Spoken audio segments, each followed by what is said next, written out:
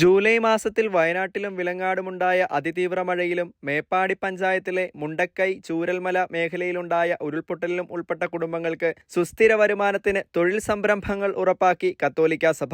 മേപ്പാടി പഞ്ചായത്തിന് പുറമെ പ്രളയബാധിതമായ വൈത്തിരി, സുൽത്താൻ ബത്തേരി, മാനന്തവാടി താലൂക്കുകളിലും ഉൾപ്പെട്ട 503 കുടുംബങ്ങൾക്കാണ് ആദ്യഘട്ടത്തിൽ തുക കൈമാറിയത്. രണ്ടാം ഘട്ടം ഉടൻ ആരംഭിക്കും. KCBCയുടെ കീഴിൽ കേരള സോഷ്യൽ സർവീസ് ഫോറം നേതൃത്വം നൽകുന്ന സഭാതല പുനരധിവാസ പ്രവർത്തനങ്ങളുടെ ഭാഗമായി കാത്തലിക് റിലീഫ് സർവീസിൽ നിന്ന് 77 ലക്ഷം രൂപ പശുവളർത്തൽ, ആടുവളർത്തൽ, തയ്യൽ, DTP വർക്ക്ഷോപ്പ്, ചായക്കട, പെട്ടിക്കട, കാറ്ററിംഗ്, നഴ്സറി എന്നിങ്ങനെ വിവിധ തരം തൊഴിൽ യൂണിറ്റുകൾക്കായാണ് വിതരണം ചെയ്തിട്ടുള്ളത്. വയനാട് ജില്ലയിൽ പ്രവർത്തിക്കുന്ന സന്നദ്ധ സംഘടനകളായ Wayanad social service society, Shreyas, Jeevana എന്നീ സ്ഥാപനങ്ങളിലൂടെ പരിശീലനം നൽകിയതിനു ശേഷമാണ് വരുമാന പദ്ധതികൾ കുടുംബങ്ങൾക്ക് ലഭ്യമാക്കിയത്.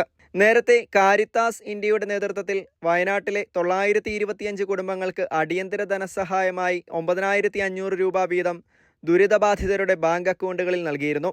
സമാശ്വാസ പ്രവർത്തനങ്ങളുടെ ഭാഗമായി 150 വിദഗ്ധരിലൂടെ കൗൺസിലിംഗ് നൽകി. KCBC ഏറ്റെടുത്തിട്ടുള്ള 100 ഭവനങ്ങളുടെ നിർമ്മാണത്തിന് സ്ഥലം കണ്ടെത്തുന്നതിനും അനുമതി നേടുന്നതിനുമുള്ള പ്രവർത്തനങ്ങൾ അന്തിമഘട്ടത്തിലാണ്. കാലതാമസം കൂടാതെ നിർമ്മാണ പ്രവർത്തനങ്ങൾ ആരംഭിക്കാനാകുമെന്ന് പ്രതീക്ഷിക്കുന്നതായി KSSF സെക്രട്ടറി അറിയിച്ചു.